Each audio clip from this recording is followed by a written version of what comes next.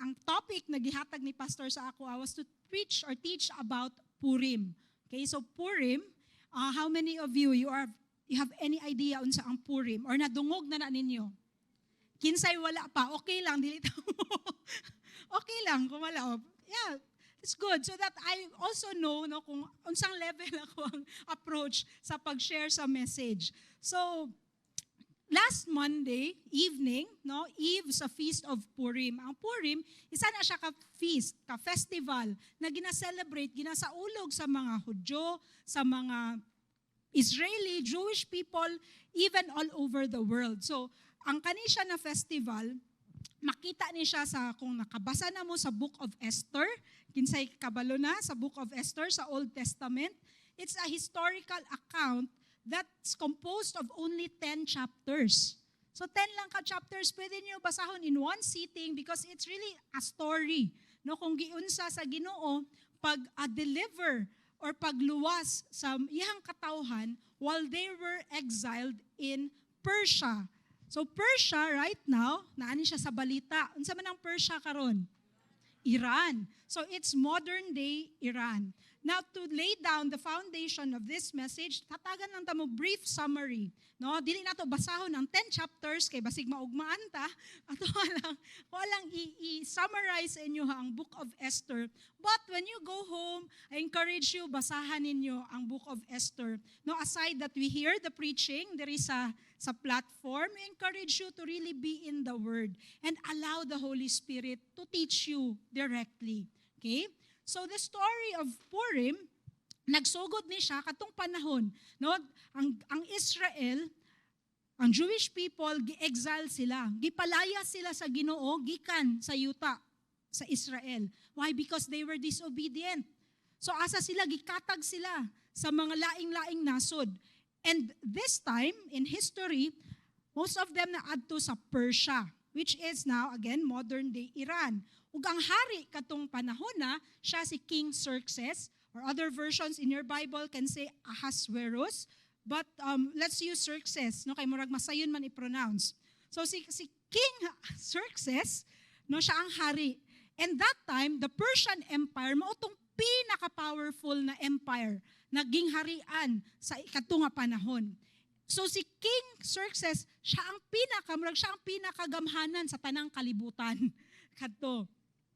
And one day, di lang one day, but for a season na sila'y kanang celebration, na ay feast, nagi-host ang hari. So dili lang na siya one day, 1 week.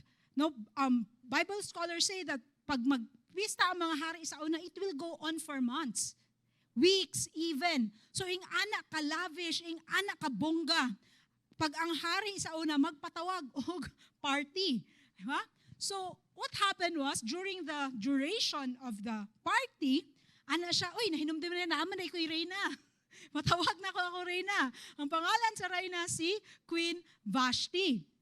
Now si Queen Vashti kadtong gipatawag siya kay ana ang hari, pakita na ko ni akong ipanghambog ang ako ang asawa. Hey, gwapa kay niyo. So ipanghambog nako sa ako ang mga leaders, sa kaning mga gipang-imbita nako gikan sa mga lain-laing nasod. Kaya lang si Queen Vashti ana siya, ay dili ko moadto. Nibalibad si Queen Vashti. And so sometimes ako, ano nibalibad man siya, narina man siya, pwede man siya. But then when I studied no kaning sa background, some even the Jewish scholars would say nga ngano ni refuse si Queen Vashti, it can be because it's not plainly written on the Bible, but it can be because daw na ang gi-require sa iya was to show her body. So it's not something na magrampa lang siya dito. But it was for them to look at her. So bastos in a sense. So for her to say, dili lang simpleng dili, pero naa siya gipanindigan. Okay? And so what happened was, ana ang hari, uy, ngano wala man ni adto ang Reyna. Nya ana dayon ang mga advisors, huy hari, ayaw na i-tolerate. Ay kung imo nang buhaton, na dili nimo siya i-punish para sa iyang gibuhat, musunod pud ang mga bana. Or musunod ang mga asawa, moingon na pud sila, ilahan ng supakon, ilahang mga bana. So, ang hari, nagunahon po siya, bitaw no? Sige, so iyang gitanggal si Queen Vashti.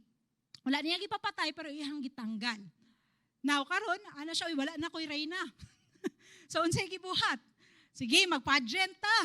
Mag-Miss Persia. So, nanghita og lain nga reyna na queen. So, unsay gibuhat? Iyang mga leader naghimo og search, no? Nag-ingon, okay, kinsay mga babae na gwapa na gusto ipresenta inyong kaugalingon sa hari. Sige na ay search, but you have to prepare na ay adlaw na pilion mo. And long story short, ang napili si Esther. Also study how Esther prepared to be chosen. Kay naapod na siya lesson na matulo sa atoa. Okay, so si Esther, nahimo na siyang queen, ato na siya dito sa palace. Si Esther, before she became queen, yung pangalan Hadassah, no? Yung Hebrew name, because she was Jewish. Ang nagpadako sa iyang pinsan, iyang igagaw nga si Mordecai. Kay si Esther, orphan na siya. Gamay pa lang, namatay na iyang magpapa, so iyang igagaw nga si Mordecai ang nagatiman sa iyaha, nagpadako sa iyaha. Now, niingon si Mordecai sa iyaha, ayaw saba nga Jew ka. So wala kabalo ang hari, wala kabalo ang mga official sa hari, nga Jew si Esther. Now, there was one time na naigi-promote sa saging harian, nahimong prime minister, ang usa ka tawo nga ngalan kay Haman. Okay, si Haman, gi-promote siya, gihimo siyang prime minister sa hari. Now, naay kadtong pagka-promote niya as hari, naay mando na kung moagi ni si Haman, dapat mo bow. Pero si Mordecai, dili siya mubaw. So nasuko si Haman kay Mordecai, ug ingon si Mordecai, ikaw dili ka mubaw sa ako, patyon ti ka, pati na po imong mga sa tawagan na kalahi, no? So damay sibilyan, damay tanan. So lisod kayo. So ang gibuhat ni Mordecai ana siya, moadto ni kong Esther. Kung ipaabot ni kay Esther kay unsaon na lang man ni, no? Ang gibuhat ni Haman man god kaya kita tana, no, na adira. So Purim means lots. Lots, lottery or dice. Sabot tag dice. Kadula na tanan no sa snake and ladders, dice. So ang gibuhat ni Haman, ana siya, nag-dice siya, diri kani nga adlaw. Asa kaya na adlaw na ako sila pang patyon. So mao nang Purim. Kay iyahan lang kung kanus-an niya patyon ang mga Jew. Now Purim, nanay date kung kanus apat yun.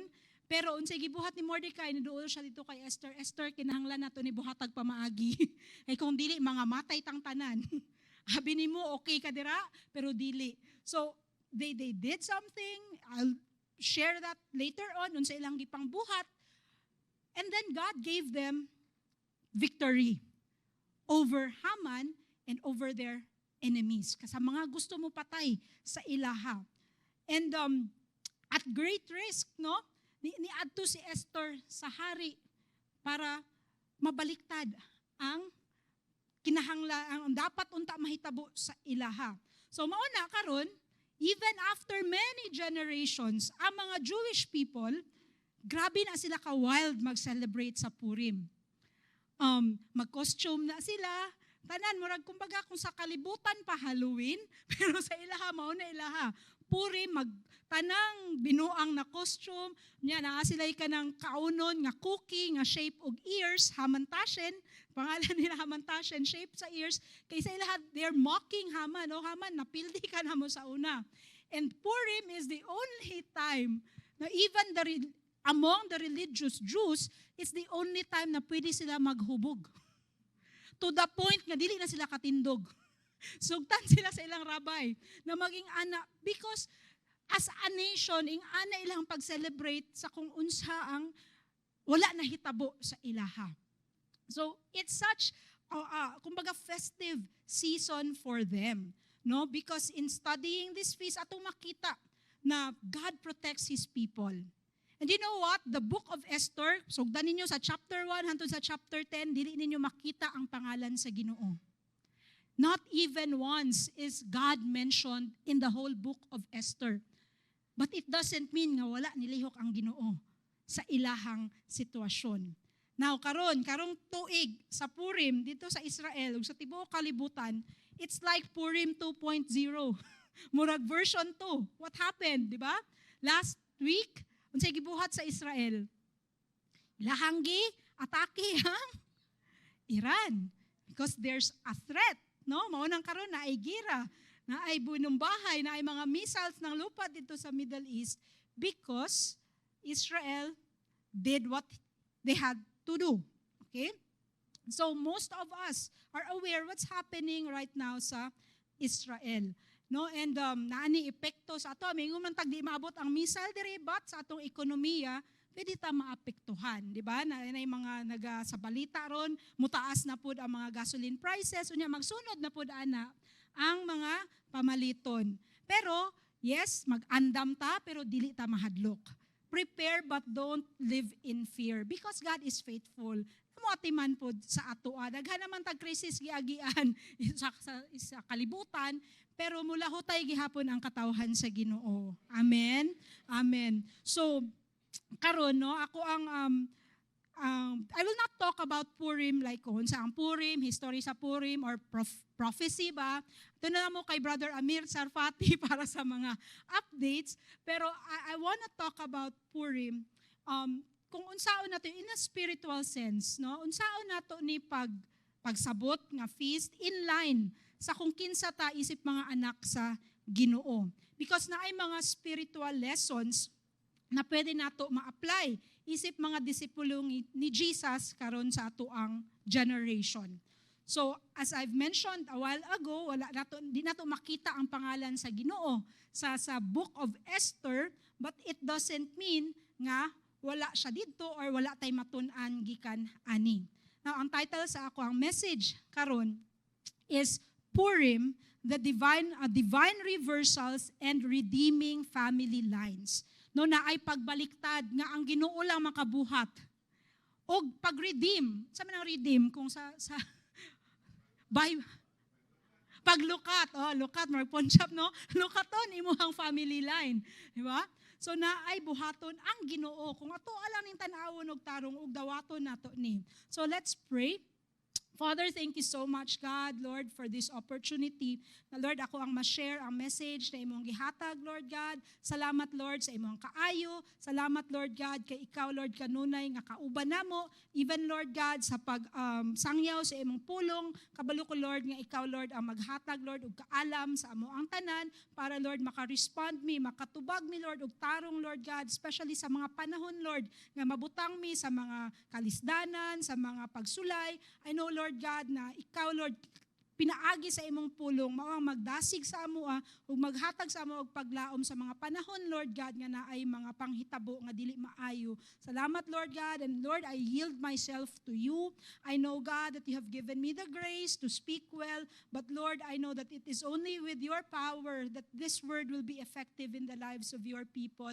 So God, I just commit myself unto you and protect, Lord God, the planting of the seed of the word. In Jesus' name, amen and amen. So na ako'y duha ka butang, two main points nga ako ang gusto i-share sa inyo karon. And firstly is, a divine reversal can happen for God's people when we know how to respond well in a time of crisis. So pwede nga naay mahitabo nga pagbaliktad sa ato ang mga sitwasyon, sa atong mga kahimtang, kung kabaluta mo respond or mo tubag. Unsaon nato pag-action sa panahon nga naay krisis. Okay? So makita nato no nga naay tulo ka responses, mga importante nga essential responses of Mordecai, Esther, and the Jewish people in exile. So tan-aw nato unsa man ilahang gibuhat kadtong nabutang sila sa ing-ani nga sitwasyon. Now, I have three things, and number one, it's by refusing to compromise. Say, refuse to compromise. No, pagbalibad sa kanang mag-uyon-uyon lang. Dili mabaliktad atong sitwasyon kung muuyon-uyon lang ta sa kalibutan. And we mainly see this exemplified by Mordecai when he refused to bow down to Haman. So let's read Esther 3, 1-5. It says here, sometime later, King Xerxes promoted Haman, son of Hammedatha, the Agagite. So timanina ihang pangalan o kung kinsa siya. Haman, son of Hammedatha, the Agagite, over all the other nobles, making him the most powerful official in the empire. All the king's officials would bow down before Haman to show him respect whenever he passed by, for so the king had commanded. But Mordecai refused to bow down or show him respect. Then the palace officials at the king's gate asked Mordecai, "Why are you disobeying the king's command?" They spoke to him day after day, but still he refused to comply with the order. So they spoke to Haman about this to see if he would tolerate Mordecai's conduct, since Mordecai had what? Told them that he was a what? Chingon, Jew. When Haman saw that Mordecai would not bow down or show him respect, he was what? Filled with rage. So mao na to, diba? Si Haman gi-promote siya as prime minister, niya mando sa hari. Dili si Haman ang nagingon, bow, but the king. So ingana jud siguro kahawd si Haman para moingon ang hari, bow sa ako ang prime minister. Now, Mordecai, ang igagaw ni Esther, ang siya dili ko. Dili ko. So he refused to bow, meant that he would disobey the king's order. Nisupak siya, dili lang kay Haman, kung dili sa sugo sa hari. So kaning ihang pagbalibad nga mo respeto, mo tahod kay Haman, it hit the ego of Haman. Naigo ang ego ni Haman o gihatong gidibdib. And it caused him to be filled with rage. So dili lang kay suko siya, nag-wild siya. Diba? Rage is another form of level of anger. Dili lang kay suko ka, pero grabe jud iyang kalagot, no? To the point na gusto niya patyon si Haman. Now, mayon ta, nganon dili naman gud jud ay mo baw nga. Sayon naman mo baw. Anyong, di ba? Anyong, ana lang god. Baw lang di ay. Para dili ta mga matay, no? Pwede naman mo ingon. Sige na, Mordecai, pagbaw na lang god. Pero ana si Mordecai, dili jud ko. Okay? Now, nga naman, unsa may rason ko, if we will just read this in plain sight, nya dili nato studihan og tarong ang pulong sa Ginoo, dili nato masabtan ngano mang dili jud mobaw si Mordecai. Now verse 5 tells us why. Because ingon, he was a Jew. Now for you to be a Jew, bowing down is not something na easy lang, bowing down to someone. No, sa English, bow down lamang gud ang giingon. Now, if we look at the Hebrew meaning of the word bow down, it actually means to bend the knee, sa tawag ani? Muluhod. And then, to prostrate. What is to prostrate? Mudapa. So, kana ang ginademand sa hari na buhaton para kang Haman. Di lang bow. Luhod. Prostrate. Are you reminded of something similar to this? Sa book of Daniel, di ba? Ang mga friends ni Daniel, dili sila pod. Why? Because it didn't just mean ana lang, but it means worship. And as a Jew, Mordecai cannot do it because the 10 Commandments, you shall have no other gods before me. So, dili na pwede. It will be an offense against the God of Israel. And as a good Jew, Mordecai cannot do that. Because idolatry na siya. Atubangan sa Ginoo kung iya hatong buhaton. And so even though they were living in a foreign land, exile sila, gipunish sila sa Ginoo, but Mordecai said, kabalo ko, gisilutan mi sa Ginoo, pero dili pwede nga ako na lang mag-uyon-uyon na lang ko sa kaning mga binuhatan aning mga Persians. So he stood, no? And he refused to bow down to someone who has this God complex. Unsa man ang God complex? Dapat ako inyo. Dili pwede, no? Kanang mga naay superiority complex na dili nila madawat. Nga naay dili mutuman sa kung unsa ilahang gusto na dili maayo. So Haman cannot accept that.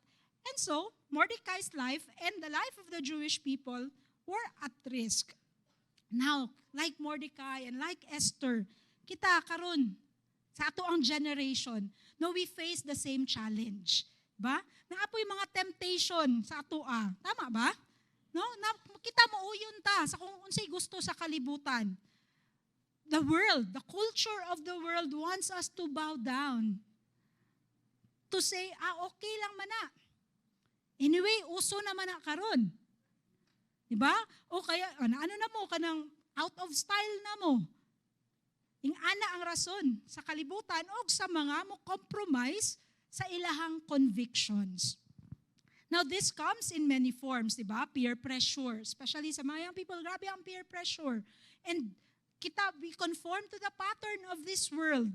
Why? Because we are afraid of what? Being rejected. Ay, ma-out of place, manggod ko. Or kanang, wala na ko'y amigo. Or ako na lang, last man standing na lang ko. So, na I fear of rejection. Now, ang uban po, respeto lang good ba? Isa lang good ka baso.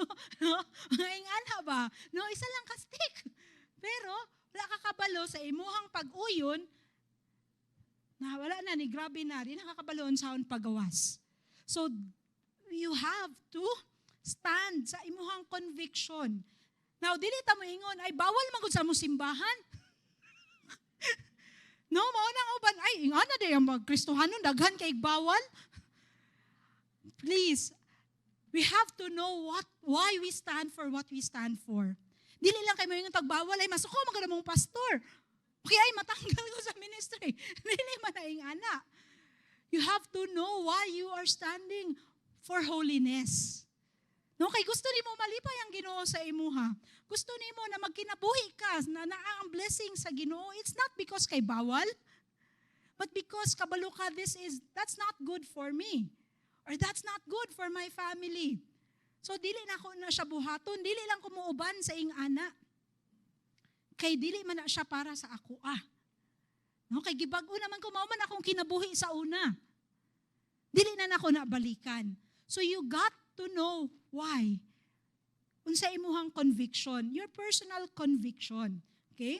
So, di ba unsa ingon ni Jesus sa Matthew 5 that we have to be the salt and light in this dark world. So your identity kinsa man ka. Usap kunsa ka isip usa ka Kristohanon. No sa atubangan sa imuhang mga unsaved loved ones, sa imuhang mga unbelieving friends. Unsa ilang tan-aw sa imuha. But of course, dili man ta perfect. Naaman jud tay mga sayop. Naaman jud tay mga kanang daghan pa ginabago ang Ginoo sa atoa. Pero dili ta pwede nga magpauyon-uyon lang ta tungod kay gusto lang nato mabilong. Our first belongingness is unto God. And from that flows our identity. Amen? So number 1, that is what? To refuse to compromise. Now, secondly, being courageous. So, the things got overturned sa ilahang sitwasyon, na sitwasyon nila na nabaliktad because they were courageous. Now, we see sa Esther chapter 3, natungod sa kasuko, no, sa aligot-got ni Haman kang Mordecai, he did not just plan to destroy Mordecai, but also the Jews throughout the Persian Empire. So, sa katong time nila Mordecai, nakapuyo sila sa Susa, or Shushan in other versions, and just sa province. Pero ang ingon sa mando, sa decree, dili lang ang mga katong duol kay Mordecai ang patyon. Tanan sa Persian Empire, as far as other, kumbaga, countries. So kung naamoy makita na Jew, patya. So it's like Hitler, di ba? The final solution. So ing ana ang decree, ing ana ang law nga gipagawas because of one person's rage. Now when Mordecai learned about Haman's plot to annihilate the Jews, he deeply lamented in grief and sorrow. Grabe jud iyang pagsubo to the point nga nagsuot siyag sackcloth, meaning he was in mourning, no? Kanang grabe jud ang kasakit sa iyang kasing-kasing sa iyang nahibal-an nga plano ni Haman og sa hari. Now, kanina panahon, reyna na si Esther. So what happened was sa paghilak-hilak ni Mordecai, sa iyang grabe jud iyang kasubo, hantod naabot na siya sa gate sa palasyo. Ug nadungog sa mga servant ni Esther na unsa man ni si Mordecai, mura nabuang. Ngano man ni siya? So iyang naunsa man, so nagpadala siya og sulat, nagpadala siya og messenger na para na siya gipahibalo si Esther unsay sitwasyon. Okay, so si Mordecai siya nanay taning tong kinabuhi. Gitagaan na ta sa hari og kani daw nga adlaw pamatyon daw tang tanan. So ayaw hunahuna no na naa ka dira, safe ka. Pero sa ingon ni Esther, balo siya pod og sulat. Siya Mordecai kanang alanganin man. Dili man ni mabuhat kay dili baya ko pwede mo basta-basta lang og adto sa hari. No, kay sa unang panahon, kinahanglan katawagon sa hari para makaduol ka. Mabuto to si Queen Vashti, gipatawag siya. Wala siya appeal dito sa party. Naghulat siya nga tawagon. Now, kapasabot si Esther na kung basta-basta lang siya, wala siya kabalo, init na yung ulo sa hari, no? Basig masumbag or maunsaan siya dito. So siya, very serious pa jud ang kani nga sitwasyon. So dili lang siya basta-basta nga makaduol. Now Mordecai told her something that could have caused her to stand up for the Jews and show courage in the midst of uncertainty. So naigingon si Mordecai sa iya. Let's read this, Esther 4:13-16. Mordecai sent this reply to Esther. Don't think for a moment that because you're in the palace, you will escape when all the Jews are killed. If you keep quiet at a time like this, deliverance and relief for the Jews will arise from some other place, but you and your relatives will die. Who knows? Say, who knows? If perhaps you were made queen for just such a time as this. Then Esther sent this reply to Mordecai, go and gather together all the Jews of Susa and fast for me. Do not eat or drink for 3 days, night or day. My maids and I will do the same. And then though it is against the law, say though it is against the law, maski pa bawal sa balaod, I will go in and see the king.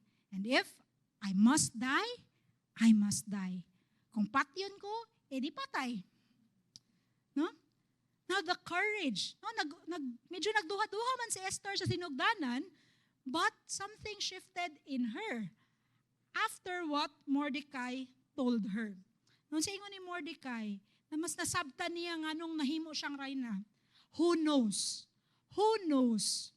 If perhaps, no, base lang di ay, kasi si Mordecai, di ba siya naingon? Sigurado ni, if perhaps, you were made queen for such a time as this.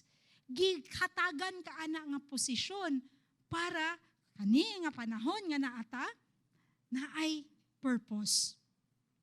Now kita, no, in application for us today, kinahanglan ma-realize nato no, that the favor, the promotion, the position, and the influence that God gives us is not meant for ourselves alone. Kinsa diri nagatrabaho, no, nagapray mo na ma-promote mo, mag-increase inyo ang sweldo, and that's good. We also want our families na mapanalanginan, di ba? Na naapod tayo maayo na future. Pero ang intention ana sa Ginoo dili kay para lang sa ato ang kaugalingon. Na mahimot ang selfish, makapalit ko sa pinakabago na iPhone.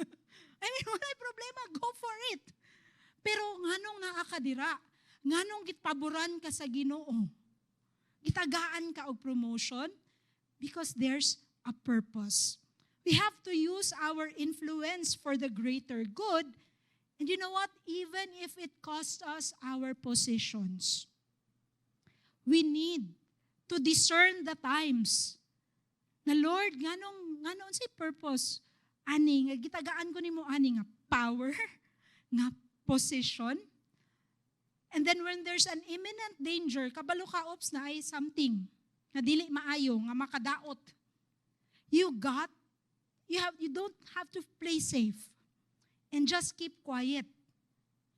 Because it will also be dangerous in the long term.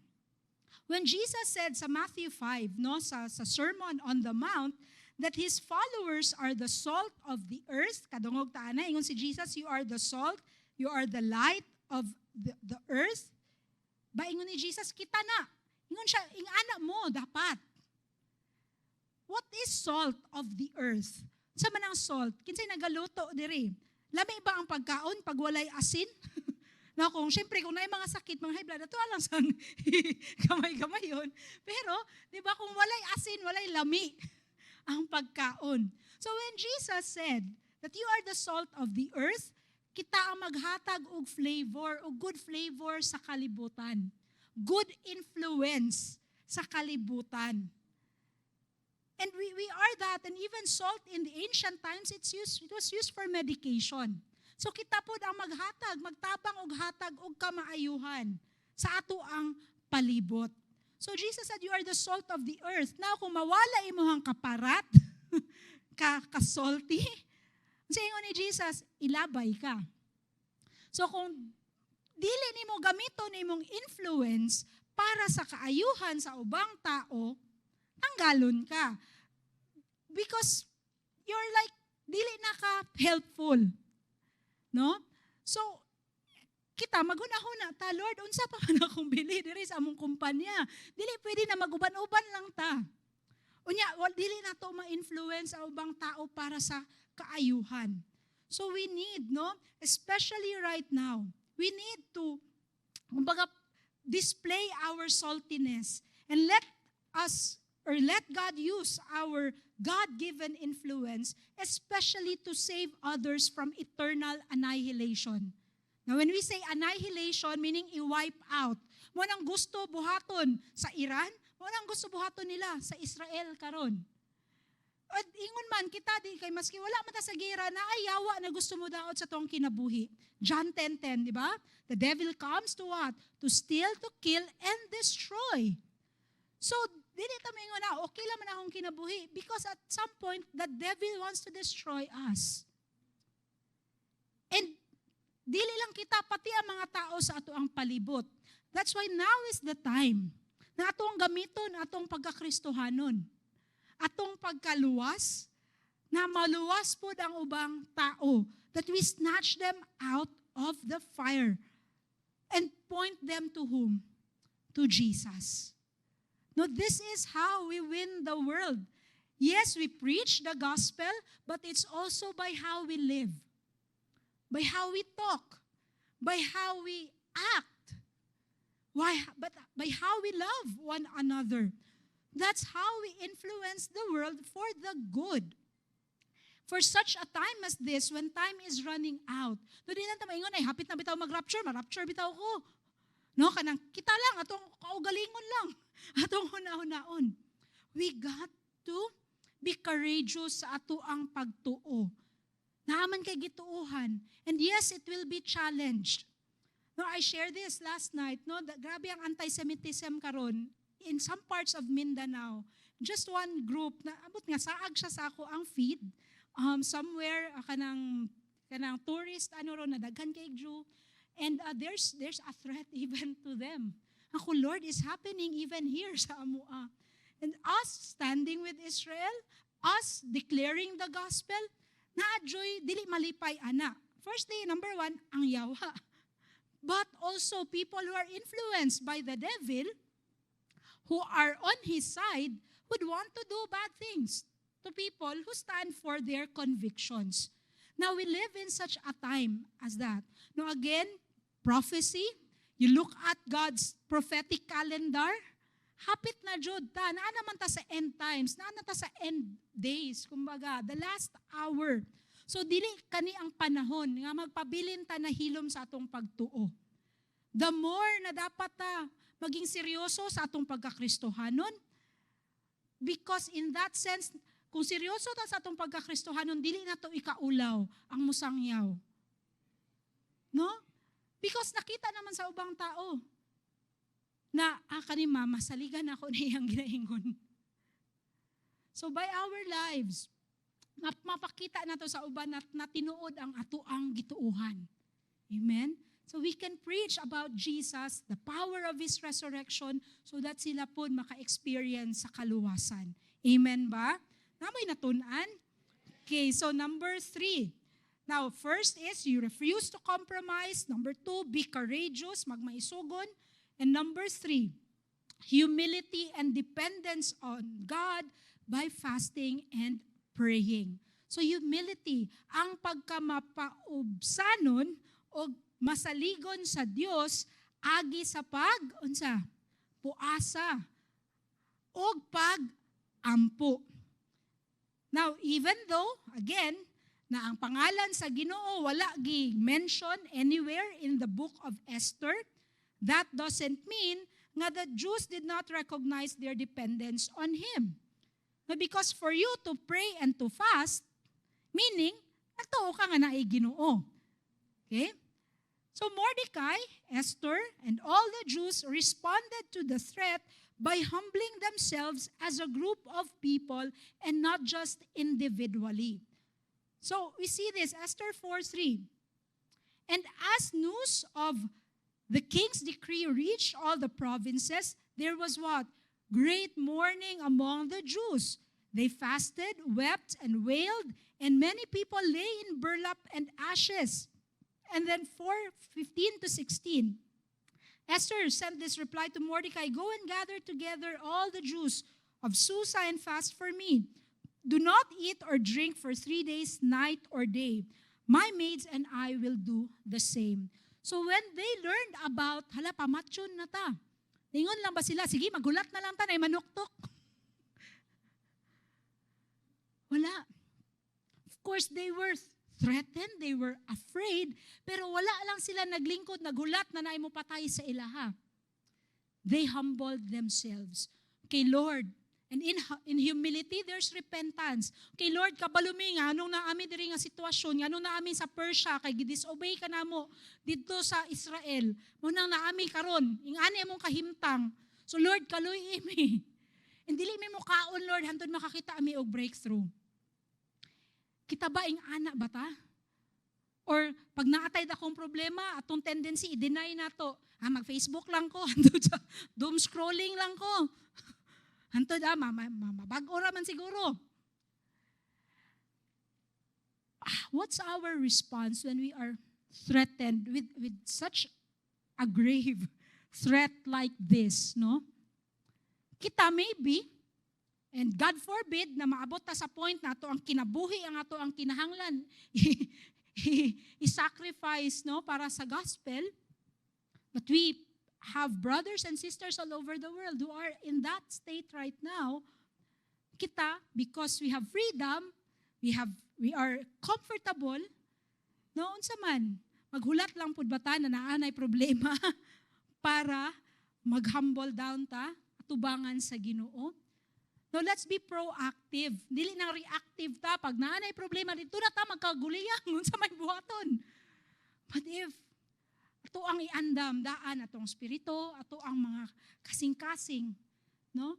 We know how to respond well sa mga panahon na naay sitwasyon sama ani. Why is it important to pray and fast? The praying and fasting is one of the ways we humble ourselves under the mighty hand of God, because this spiritual discipline, it shifts our perspective from the magnitude of the problem towards the greatness of our God. Kaya kung maglugmok lang ka dira sa imong problema, dili nimo i-appeal ang Ginoo, dili nimo i-invite ang Ginoo sa imong sitwasyon, mapuno ka og kabugat. Imong huna-huna, you will be anxious, magpanic attack na ka og tanang-tanan na gusto sayawa mahitabo sa imuha, pwede ka niya buhatan ana. But if you let God in and say, Lord, I know na ako'y mali. Nami mga kapakyasan, nagpasagad mi sa among relationship sa imuha, and we're put in this situation. Lord, tabangi mi. And from that, no, mag-shift imong perspective na instead na imong problema, imong balik-balikon o hunahuna, because you have emptied yourself of you, no, dili ka mukaon kay ang pagkaon manggod pagbusog kayo ta magsitag katulog. Naingala po na pagbusog ato ang espiritu sa mga ato ang kalag sa mga basura sa kalibutan, you become insensitive to the voice of God. O nang pati imuhang pagdeal sa problema, carnal na. Sa imuha na lang flesh. Mo na imong flesh na pod ang apektado. Mo na tingala na ka, nagkasakit na ka, na unsa na ka, because you're fighting it using kung unsa ang dili dapat. So fasting shifts our perspective from the kabugat sa atong problema, and then we look at God, you are greater than this. And I will see a victory. Amen? Kaya palakpakan na to ang Ginoo. Nga dili na ta malugmok sa problema. Kaya atong makita na Lord na ay kagawasan ani. Na ay solusyon ani nga problema. Nga dili ko pwede na ing ani lang. Dili mi maghulat Lord nga patyon lang mi sa among kalaban. Okay? So it's not the time for us na magpahayahay lang ta. And yes, there are times that we need times of refreshing in the presence of God, among the people of God. Pero naapoy time na kinahanglan. Now what I noticed, lisod mag-fast og long term, kung dili nimo kaya mag-fast og maski half day or one day. Wala, usay man atong fasting, sige kay mag-fast ta kay Yom Kippur 1 week. Unya, wala nimo gidisiplina imong lawas all throughout the year. Lisod kaayo kay abi nimo gipagutman man ko. No, but once you understand the importance of why fasting matters for you, then dili na ka maglisod. So ask the Lord kung kani struggle ni sa imuha, then ayon naghulat nga napay problema. Ask God for the grace to fast. No, at least once a week or every other week. Maski one day, develop that habit because that's how you strengthen your spirit. Kung naay mga butang sa imong kinabuhi, like mga habits na nagabalik-balik na lang, break it. Cooperate with God through fasting and you will see victory in that area. Dili man pwede na magpabilin lang ta, maguyon-uyon lang ta sa ato ang gibati. No, in the flesh, we cannot be full of ourselves and then expect God to move in our behalf. Because that's pride. That's like saying, kaya lang na ako ni, magpakabusog lang ko diri. Nya, dili lang sa tamo ampo. Kaya anyway, nabitaw, magpabisita lang ko sa pastor. Okay, pastor, mag-chat lang ko. Ay, masarang buhay ko. Ikaw, kaya na nimo. As a child of God, these are our weapons of warfare. Our weapons are not carnal, but they are mighty in pulling down strongholds. Wala ta gipasagdan sa Ginoo mga igsuon. Naay gihatag ang Ginoo sa ato pero kinahanglan nato puniton. Kinahanglan nato gamiton para mahimo ng epektibo sa ato ang mga kahimtang karon. Amen ba? So what happened was the divine reversal happened because of the way they responded. Esther 9:1. So on March 7, no, March 8 karon. So March 7, 473 BC, the two decrees of the king were put into effect. On that day, the enemies of the Jews had hoped to overpower them, but what happened? Quite the opposite happened. It was the Jews who overpowered their enemies. So instead na sila ang napildi, instead na sila ang gipamatay, nabali na karon. Ang ilahang mga kalaban na ang napildi. O si Haman, unsay nahimo kay Haman, No, nabuhat man si Haman, o kung asa niya bitayon si Mordecai, unsay nahitabo kay Haman, siya ang gibitay dito. So see what happens when we face our problems the godly way, the biblical way. God moves, right? So what the enemy meant for our destruction will be reversed and deemed powerless, having no effect on us. Romans 8:28, di ba? God will make all things work for the good of those, kinsa? Of those who love Him. Do you love God? Yes. Palangga na to ang Ginoo, mangita jud og paraan ang Ginoo para makalingkawas ta sa ato mga sitwasyon.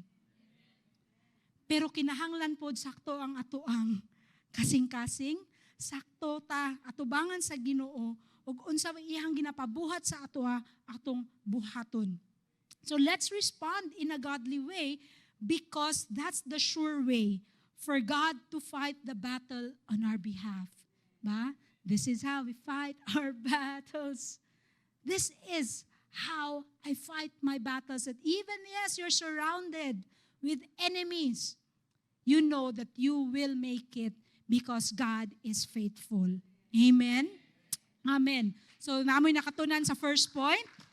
Okay, so proceed ta. Kay 30 minutes atong take away ron.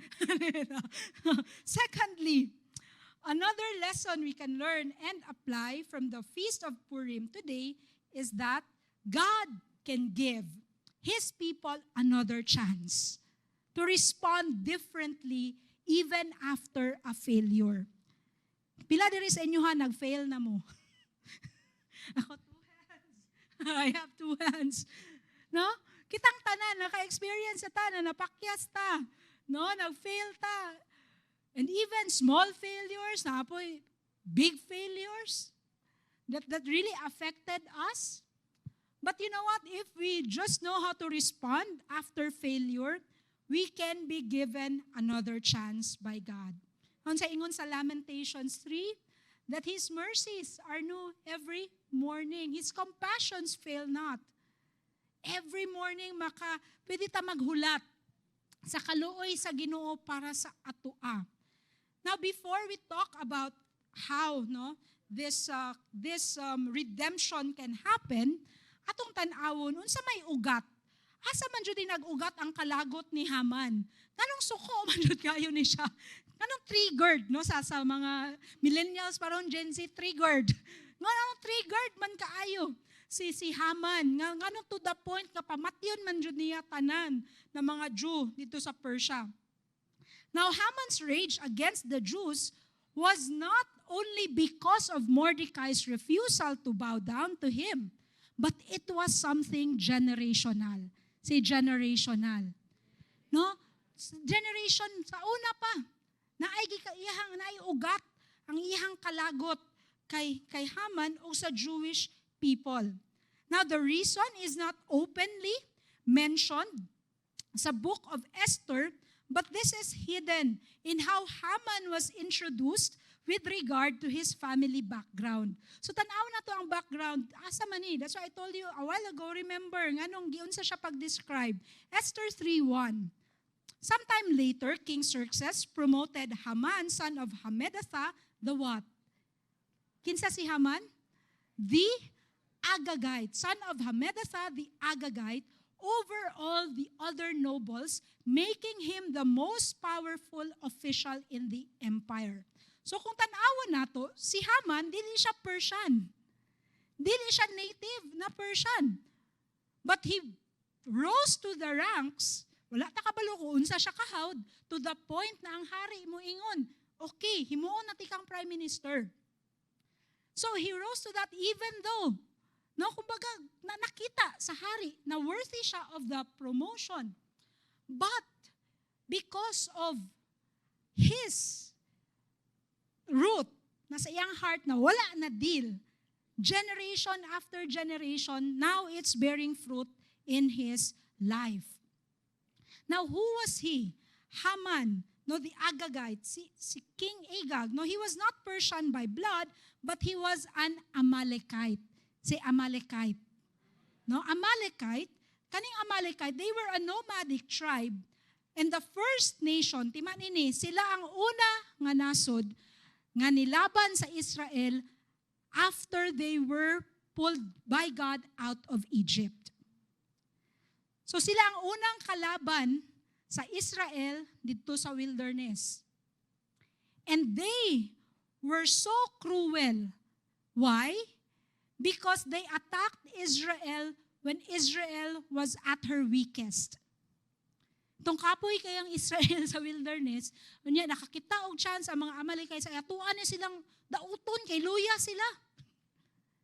And God saw it. And God said, I will punish you for what you did to my people.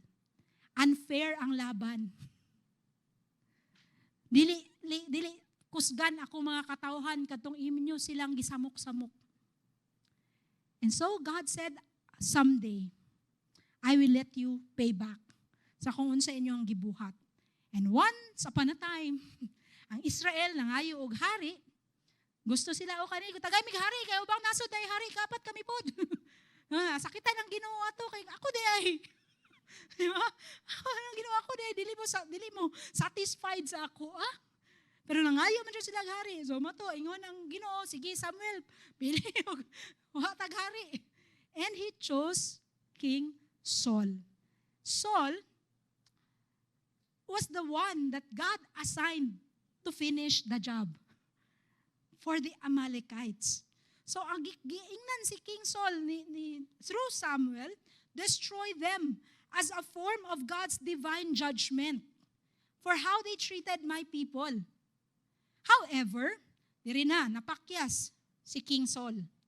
Diri siya nawa na. King Saul failed to do what God ordered him to do. Let's read this. And I'll read this sa CEV para simplified ang story. 1 Samuel 15, 1-3, and then let's jump to verse 7 to 10. One day, Samuel told Saul, the Lord told me to choose you to be king of his people, Israel. Now listen to this message from the Lord.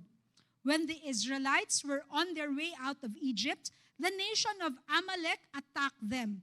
I am Yehovah Tsebaot, the Lord all-powerful, and now I am going to make Amalek pay. So it's payback time.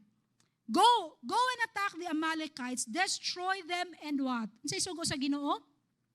Destroy them and some of their possessions? All of their possessions. Don't have any pity. Kill their men, women, children, even their babies, slaughter their cattle, sheep, camels, and donkeys. Kung tanawon natin, grabe man ka-harsh sa punishment, kaya nga appeal man ang mga bata. No, mo po rin rason, ako'y friend, na kanang agnostic, siya dili ko ng Bible, kay grabe nan ka ang bloody, ang Ginoo pa siya masugo. Napamatyon. But if we do not understand the holiness of God, and Him being a good judge, dili nato ni masabtan. Because this is God's divine judgment against the Amalekites because of what they did to Israel. Now, unsay gibuhat ni Saul? Yes, gipamatay niya ang mga uban, pero verse 7, and Saul attacked the Amalekites verse 7, from Havilah to Shur, which is just east of Egypt. So every Amalekite was killed except, so all ba ni kung naay except? Dili. All except King Agag. Saul and his army let Agag live, and they also what? Spared the what? The best sheep and cattle. They didn't want to destroy anything of value, so they only killed the animals that were worthless and weak. Doing ana de ilahang tirada, no? Pag weak, ilahang i-attack. Same thing sa ilang gibuhat. No, sa same thing sa gibuhat sa Amalekites, gisundog ni Saul. Ang mga weak, tuwaring pamatyon. Pero ang mga okay paglawas, ato ang ikip. Now the Lord told Samuel, Saul has stopped obeying me. And I'm sorry that I made him king. Nag-regret. Unsa sa Bisaya ang nag-regret? Nagmahay. Nagmahay ang Ginoo. Kung isipon na to, Ginoo man siya, anong kinahanglan niya magmahay? Why? Because he gave Saul the chance to do something, to finish the job. Pero si Saul, kay nakita niya, ambot unsa iya nakita kay Agag nga yaman yung giset aside nga dili lang, sige Agag, tagaan ti ka og ano, chance.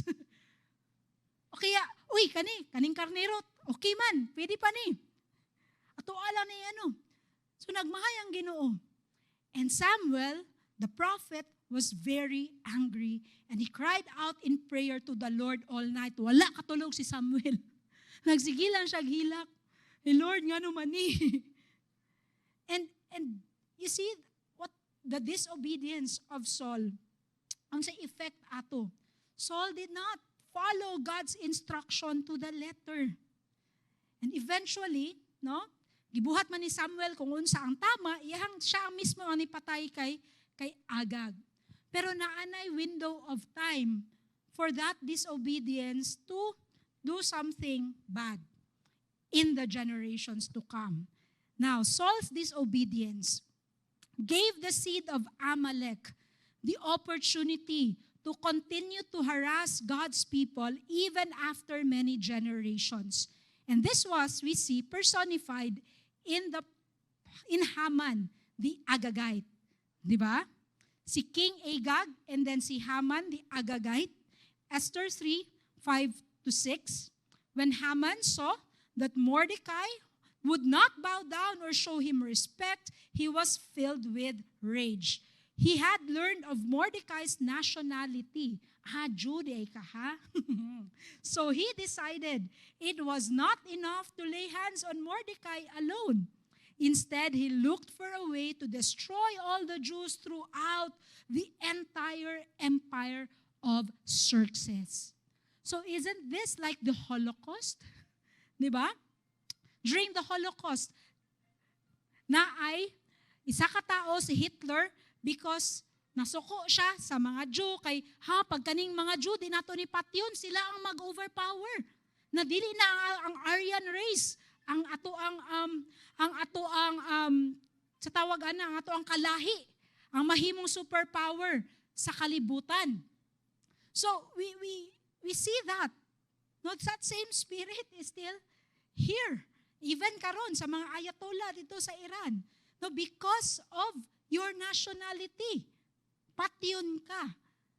Now, this could have not happened, but it happened already. But we can learn a lesson. No? How that partial or delayed obedience is still disobedience. No? Mo-obey man ko, Lord, pero unya na. Or mo-obey man ko, Lord, pero pwede pwede dili lang mi. Ayaw lang ni hilabti, Lord. Kay nalingaw pa man ko ani. Ikani nga sala, Lord, kanang wala bitaw nakakita pa. Partial or delayed obedience is still disobedience, and it will create negative ripple effects until we deal with it through repentance. It will continue. Katsabutag ripple effects. Ripple, di ba? Kanang sa tubig. Kumbaga waves, mukalat. Ana ang epekto sa disobedience. But the good thing is, if we obey, naapod na siya ripple effects na maayo. So mupili ta, sa obedience ba ta or sa disobedience? Now we need to reflect on this individually and also corporately as a body. Na unsay mga butang na gusto bag-uhon sa ato ang kinabuhi. Unsay gusto hilabtan sa Ginoo. No, para dili na magpadayon sa mga umaabot pa na mga generations. Unsay gusto i-deal sa Ginoo karon so that we don't keep on repeating the same patterns. Generationally. No, in mga charismatic Pentecostal backgrounds, ani kaning term na generational sin, generational curse, kadungog mo ana. No, nagabalik-balik. But it doesn't have to go that way. Parihan na lang imuhang gina-experience na pattern, parihan na lang po ang consequences, magsige na lang balik-balik. Now, when God wants to destroy something in our lives, we got to say, okay, Lord, imuha na ni. God wants to destroy it because it will destroy us if it is not dealt with. We have to kill it now before it kills us later. Now, maunang gibuhat sa Israel with them, like, giilahang gifinish na ang katong Ayatollah who ruled Iran for many years. Kay unahan nila ilang kalaban bago pa sila ang unahan. Because they already know that there's already mga nuclear facilities na ana po uranium enrichment. And kita, unsa ingon sa atua, we are not ignorant of the devil's schemes. Kabaluta nga naayawa na gusto mo daot sa atua, gusto mo daot sa atua isip lawas ni Kristo. Kaya dili pwede nga maghulat lang ta na ay mahitabo. We have to kill it now before it kills us. For the sake of the generations that's in front of us. For the sake of the house of God, for the family of God. No, kinahanglan nato na buhaton. Now let's see the second chance that was given, no, to the people of Israel. This is where I will end. The second chance that God gave His people to respond differently. So God is the God of second chances, right? Third chances. No, kabalutaan na experience nato na kay sa una bitaw grabe kaayo ta, pero gitagaan tag chance sa Ginoo nga magbag-o. And that's why we can respond differently from who we are right now as a new creation in Christ. Now, what King Saul failed to do, God redeemed 550 years later through Esther and Mordecai. So the time ni King Saul, hantod sa panahon ni King Esther ug ni Mordecai, that's ang gap ana is 550 years. So it took a long time, no? So this is also hidden. At sa man na makita, wala man nagiingon dito sa Esther. But if we study deeper, no, we will see it sa lineage ni Mordecai ug ni Esther. And this is not just a coincidence. Naningon lang Ginoo, sige, kamo na lang akong piliyon kay wala may lain. No, this is God's redemption for them as a family, as a line sa ilahang tribo. Because both King Saul and Esther's family are from the same tribe. Gikan sila sa tribe of Benjamin. Di ba? We know that Israel, na ay pila ka tribes ang Israel? 12 tribes. And then every tribe are given an inheritance. So every tribe na ay, kumbaga na ay ikaingon. No? That's why when King Saul was chosen as king, unsa iyang giingon kay Samuel, Samuel, ako jud, that gikan ko sa list of the tribes of Israel, because Benjamin was the youngest, and also at some point hapit sila nahurot kay gisilutan pod sila sa Ginoo because they did something to the other tribes. So si Saul naa siya inferiority complex. Siya ako jud imong pilion, jud Lord. Pero gipili siya sa Ginoo because God gave him a chance to prove nga naa kay pwede mabuhat para sa imuhang tribo. But he failed because of his disobedience. Now, sa 1 Samuel 9 and Esther 2:5, makita nato na si King Saul ancestor nila, Esther and Mordecai. No, makita nato na 1 Samuel 9:1 and 2 and then Esther 2 and 5. So sila, they come from the same tribe, the tribe of Benjamin. Now, in the story of Purim, God did not only give victory to the people of Israel as a nation, but He also gave the tribe of Benjamin a second chance. A second chance for obedience. Maybe maingon ta mo mga kananunuan, ani man good.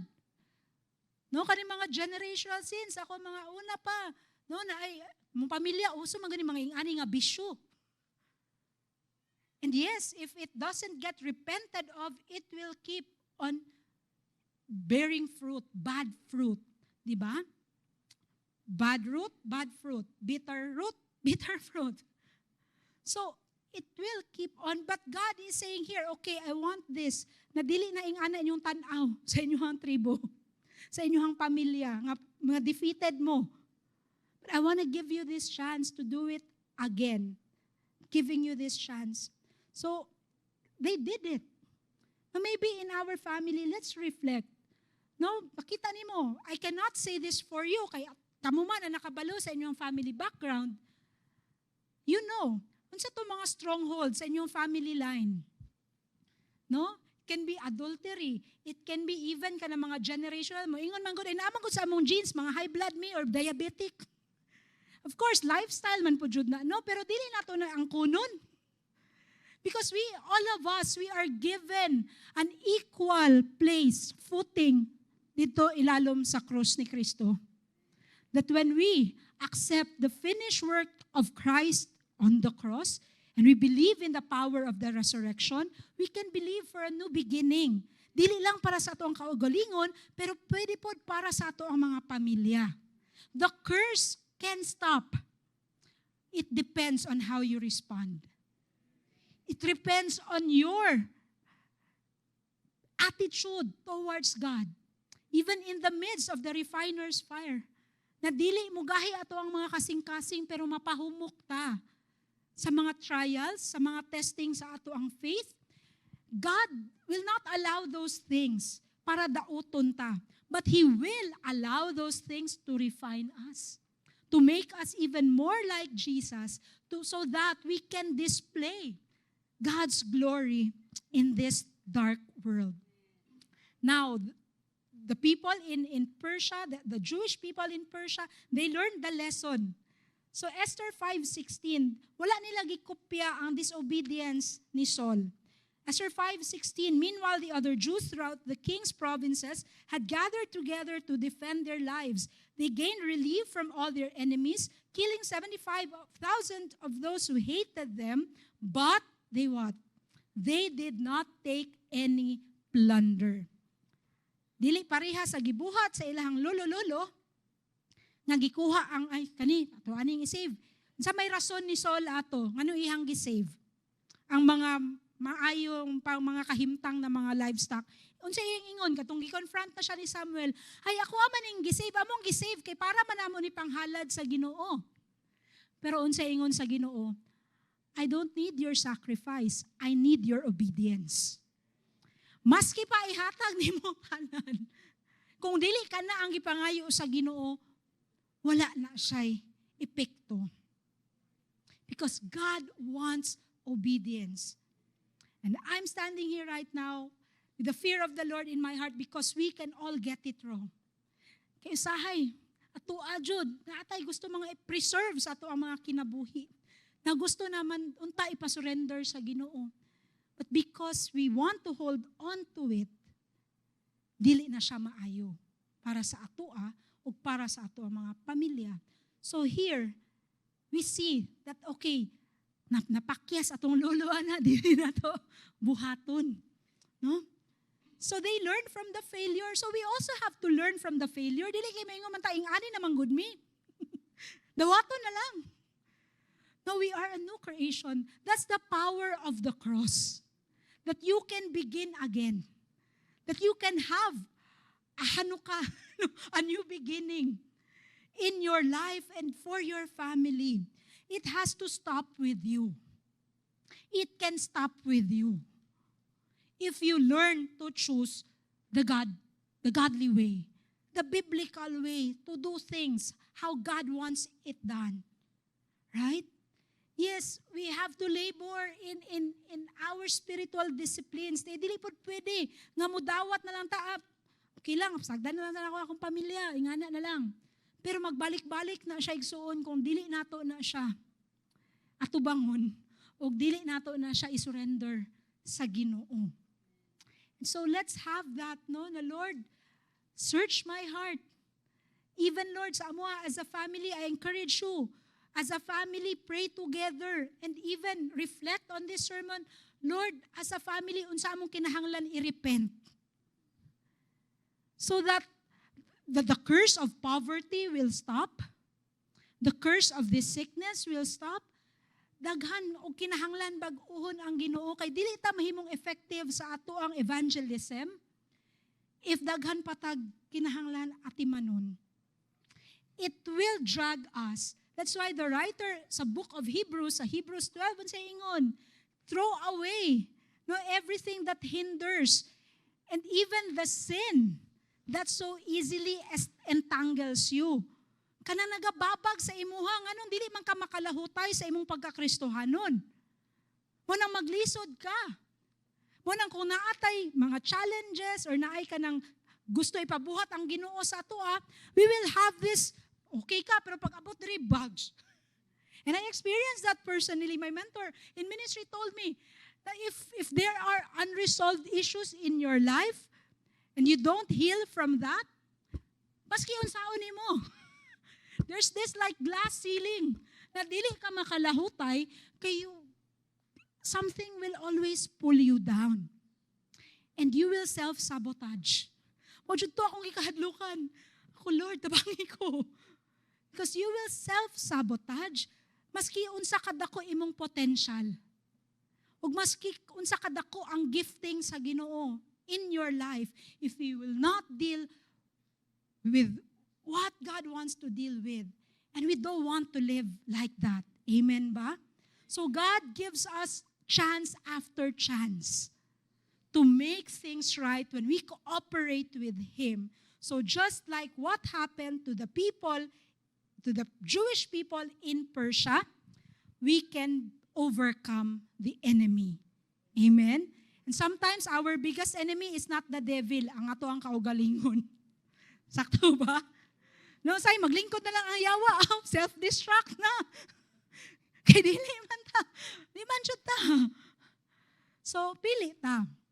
And we're given this. I believe, no, that for such a time as this, God has given this message to us as a body. So I'm thankful for the Lord, for the grace that He has given me to be able to share this message to you this morning. So like Esther and Mordecai, let's unite as a family.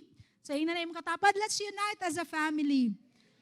Let's contend for our destiny as a body of believers for the sake of the gospel. Amen? Did you learn something this morning?